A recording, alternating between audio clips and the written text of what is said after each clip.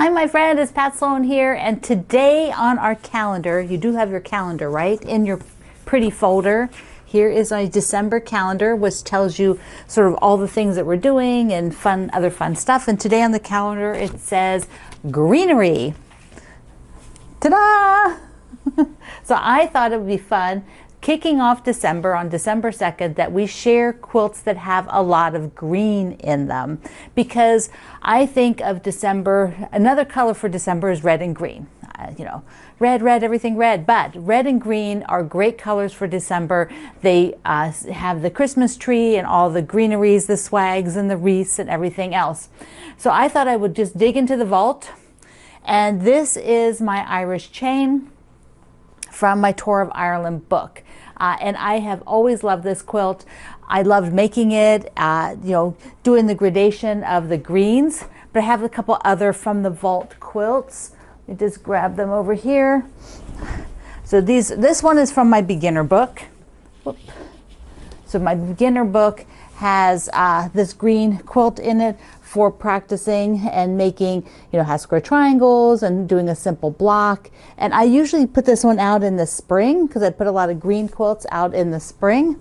So yeah, spring and December greenery, but I'm full for now for all my quilts for December. I've got enough out. Here's another one from way back. This was made with fabric. It's got a lot of purple too, but it's got the green. And I saw it and I thought, well, I'm going to show this one. It was made with my first fabric line ever called Old Blooms. It's the first line I ever did. And that was back in, I don't say, oh no, 2003. So, oh my gosh, was it 19 years ago? Wow. Wow. So that has some green in it. And then I have one that I did for a magazine, and I am not sure if I wrote which magazine. It may have been, no, I didn't write. It was done in 2007. I believe it may have been an Irish magazine, but it is, let me just read the quote first. May your home always be too small to hold all your friends. So here is, this has lots and lots of green with the words all the way around the edges. And this alphabet, the applique alphabet, you can find on my free pattern page at my website. So if you want to do a saying or something like that, you can just go on over there. So show me a quilt that has a lot of green in it today to celebrate greenery. All right, I'm just going to show you a couple of different things, and I'm going to give you a little update on the nose. You know, probably be doing updates fairly regularly for the next few days as it sort of shifts and sort of my relationship with my nose shifts. Because as you can see, I still can't wear my glasses all the time, so I'm only wearing them when I really, really need to, which is honestly super annoying because I need my glasses. But I digress. Okay, so first, let me sit down. I've been looking at the cross stitch because what I needed recently was really to have something that I could just do and not think at all. And the cross stitch fills that bucket for me. Like, I just needed to sit and decompress, sit and breathe. Like, yeah, that didn't sound good, did it? But no, it's not that bad. But I needed to sit. So the cross stitch, I've been working on it. And this is what I decided. I took from the stitch card, the trees that were in the snow globe, and I did just the trees. I'm going to hold it up close. Then I did some snowflakes around it and some berries on the middle tree. And so I'm going to show you the thread. Let's just come down here a second. So I have 3 threads that I used for the trees because basically I had to go looking around to see what kind of green threads did I have. And I used 2 of the Orfil, which were sort of this, I think of it like a blue spruce. Now on camera, I'm not sure you can see that other green, but it's this one. In person, I can see it quite well. And then I had this, my friend Cindy had told me a while back, I don't even want to say how long ago, but a while back to get some of this floss, which is silk. And there's like 12 strands on the thing. Each little rope has like 12 strands. So I didn't know. I pulled 3 strands, which means I think it's just a little bit fluffy. My friend Melanie told me, well, 2 strands would be fine. So next time I'll do 2, but I wasn't sure. So I did 3. Now I only have a little bit more. There's a sun that goes in here. There, I can pick it up. There, the sun goes in here. Then there's blue here like this and down here. And then that's it. So which means I've been thinking about what exactly do I want to do as kind of a monthly goal for myself for the cross stitch, because I'm really enjoying it and I want to continue on doing that. So I'd asked Kimberly over at the Fat Quarter Shop what kind of things she had that were sort of monthly that I could take a look at. So I have 3 options, and I know we talked about 2 of them before. We had these are the little cards here that create a small little square that I could just build. Maybe I could do a couple of them, like 4 of them together and make a little picture, you know, make a little wall hanging for the season, or I could just do 1 at a time and make them and put them on the little stand. I do like these. The other one is basically the same size. Each this one has a lot more on each picture. Like, whoops, like you can see, like the snowman and the snowman. We'll just look at those. So like this snowman, there's like 1 snowman and he's kind of featured. There, my finger's in the way. And then over here on this one, there's a bunch of little snowman and they're also super cute. Now this is the same designer, so they have a really similar feel. I think I'm going to go with these for the year, just because if I decide I'm running behind, maybe I would do less around the edge. I'm not sure what that guy is on the top there. What is that? Somebody tell me. Looks like the poop emoji. I don't think that's what it's supposed to be, so I'm sure it's supposed to be something else, but tell me what it is. But I think I'm going to go for that one. But if you want to sew along with me and you like these sets, like they're just super cute. Like look at the carrot on the back. They really are cute. And maybe next year I have to do that one. The other thing that I looked at was this, the flea market flowers. I love this ever since it came out, and I was counting and I thought I could just, this is going to be like basically like an 8.5 by 11, like a sheet of paper, like the size of that you see here is about the size that it is finished. So it'd be a cute little wall hanging, or I can make it into a pillow, you know, like border it, make it into a pillow. There's also a packet of floss, so I don't need to think about that. And it can do it on 14 counts, so it's already set up, so it won't be too big.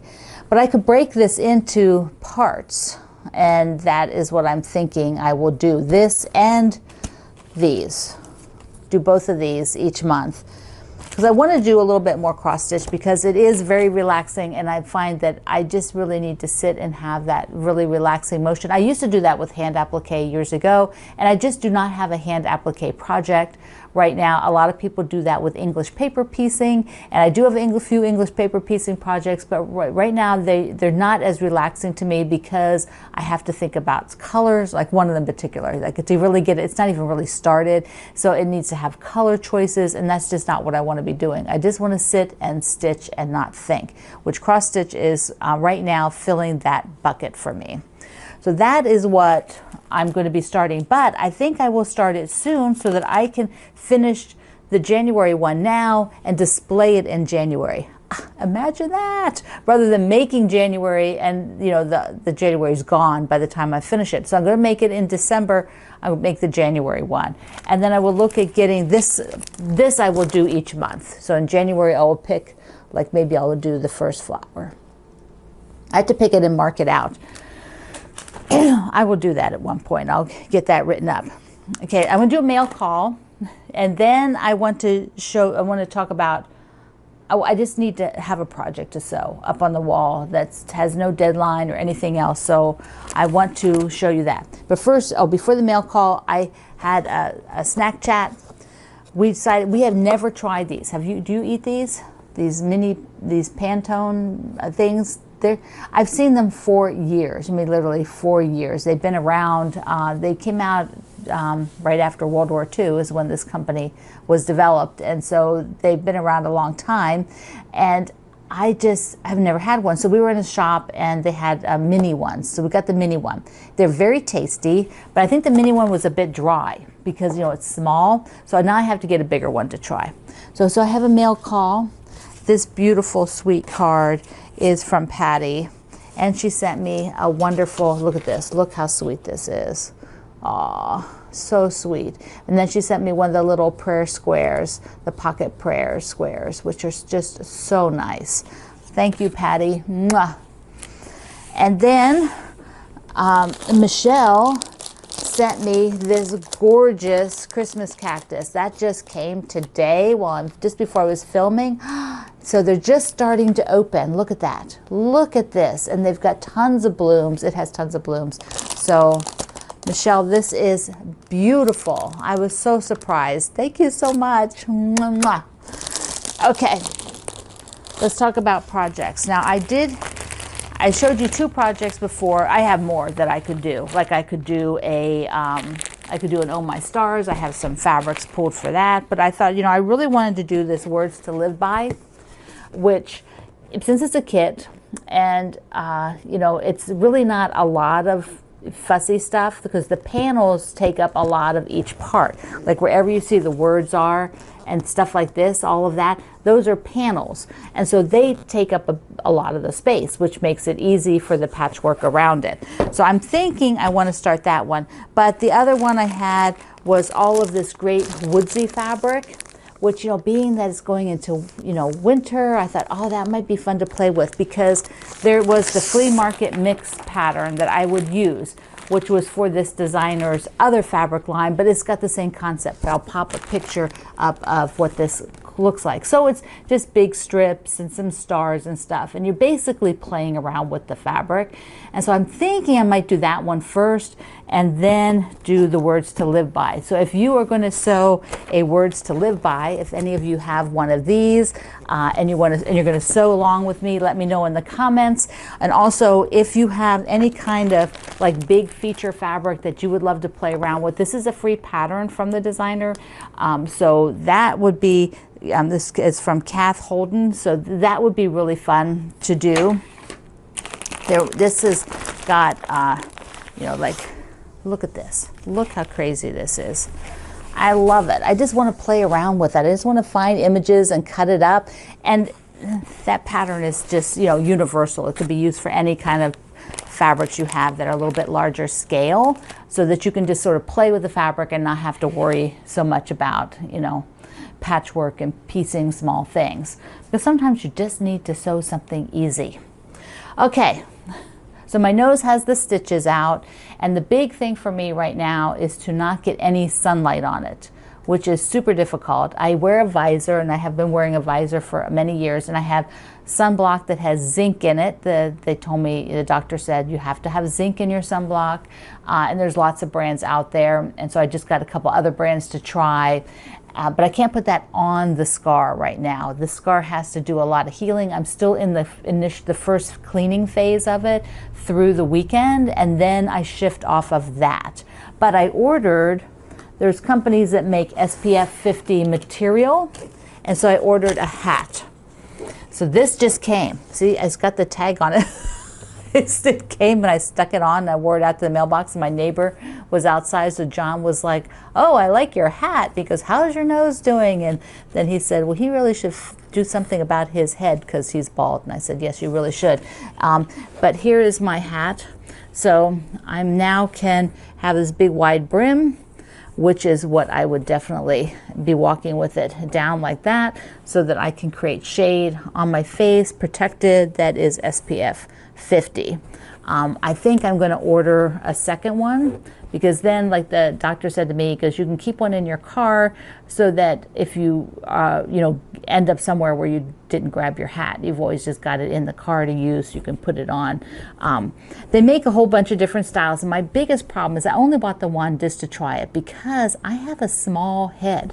My head is small, and hats are a real problem because they're all too big. Like this is big, but they have a little adjuster inside, which I read about that, and so I can pull it just a little bbit tighter, and it'll be fine. But I needed to get the wide brim. Plus, it'll also protect my scalp, so because you can get cancer, skin cancer on your scalp, in your part.